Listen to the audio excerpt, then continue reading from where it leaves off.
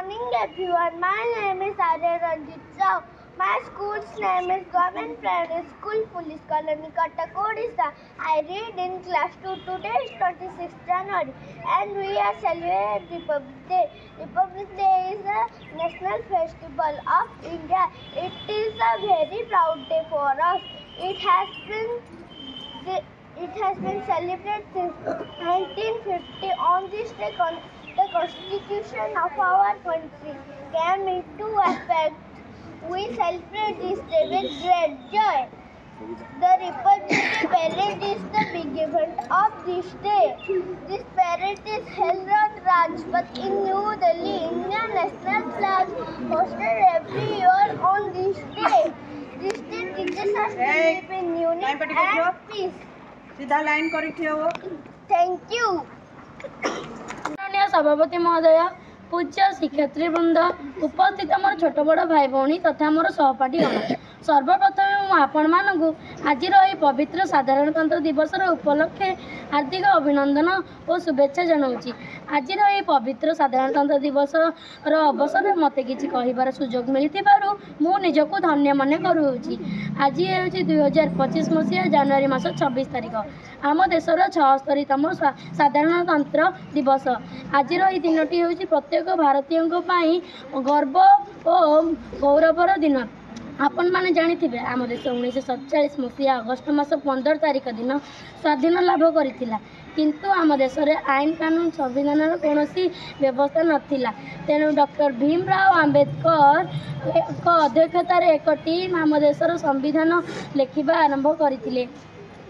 1950 मसीहा जनवरी मास 26 तारिख दिन आम देश में संविधान कार्यकारी आरंभ है एवं आम देश एक स्वतंत्र और सर्वोत्तम गणतंत्र राष्ट्र रूपे समग्र विश्व में स्वीकृति प्राप्ति कला। आज पवित्र दिन में समस्त स्कूल कॉलेज और सरकारी अनुष्ठान जातीय पताका तले छिड़ा होई जातीय संगीत गान करी साधारणतंत्र दिवस पालन करिथांती। डॉक्टर भीमराव आंबेडकर को संविधान जनक बोली कहती। आज आम ये पताका छिड़ा हो हाथ को हाथ मिलाई शपथ नेबा जे आम आम देश को एक स्वतंत्र देश भाव गढ़ा एवं आम संविधान को बहुत सम्मान देवा। आज दिन में आम आम वीर पुरुष मानू हाथ जोड़ी प्रणाम कर अश्रुल श्रद्धांजलि अर्पण करुचु। एतिकी कही मु निजर वक्तव्य शेष करुच्ची। जय हिंद जय भारत। मु तृतीय श्रेणी पढ़े। मो विद्यालय नाम सरकारी प्राथमिक विद्यालय पुलिस कॉलोनी। मुझे मो वक्तव्य आरंभ करुच्ची। सम्मानीय सभापति महोदय, पूज्य गुरुमा वृंद और मोर छोट बड़ भाई और भौणी मैंने आज भाई पवित्र दिवस में मत कह सुजोग मिलता मुझे धन्य मन करुच्ची। आज आम कहीं पताका छिड़ाई जातीय सहित गान करूँ समस्त जन कहीं 1950 मसीहा जनवरी मास 26 तारिख आम देशर आईन कानून होता। यही दिवस को मन रखापी आम जनवरी 26 रूपे पालन करुच्ची कही मोर वक्तव्य शेष कर। जय हिंद। जातीय पताका सीधा रख। सम्माननीय सभापति महोदय, पूज्य गुरुजी एवं गुरुमा वृंद, एठारे उपस्थित मोर सान बड़ भाई और भौणी मैंने मो ना हूँ आदित्य प्रसाद। मु तृतीय श्रेणी छात्र अटे। मो विद्यालय ना सरकारी प्राथमिक विद्यालय पुलिस कॉलोनी। आज यही शुभ अवसर मत किसी कहबार सुजोग मिली निजक धन्य मन करुच्ची। मुझे वक्तव्यटी आरंभ करने जाऊँगी।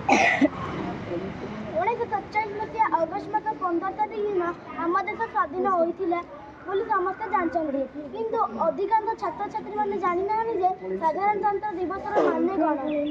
आम देश जो स्वाधीन होगापर आम मैंने देश को शासन और जनसाधारण नियम कानून नाला जहाँफल आम देश विशृंखलित हो जाता। किंतु डॉक्टर बी आर आंबेडकर आम देश को उन्नति और श्रृंखला कराइबापी संविधान प्रणयन सभा कले। तेणुक छात्र छात्री मैंने तत्पथरे चली आम देश को बढ़ाइबा। ଏହା ହିଁ ମୋର କୃତ ସମ୍ପର୍କ ଅଟେ। ଏତିକି କହି ମୋ ବକ୍ତୃତା ଶେଷ କରୁଛି। ଜୟ ହିନ୍ଦ, ଜୟ ଭାରତ। भारत माता की भारत माता की भारत माता की वंदे वंदे वंदे।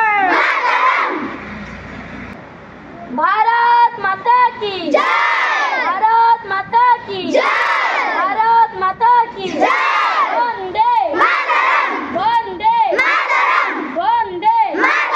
जातीय पताका की जातीय पताका की जातीय पताका की साधारणतंत्र दिवस की साधारणतंत्र दिवस की साधारणतंत्र दिवस की महात्मा गांधी की महात्मा गांधी की महात्मा गांधी की महात्मा गांधी की सुभाष चंद्र बोस की सुभाष चंद्र बोस की सुभाष चंद्र बोस की सुभाष चंद्र बोस की लाल बहादुर शास्त्री की लाल बहादुर शास्त्री की लाल बहादुर शास्त्री की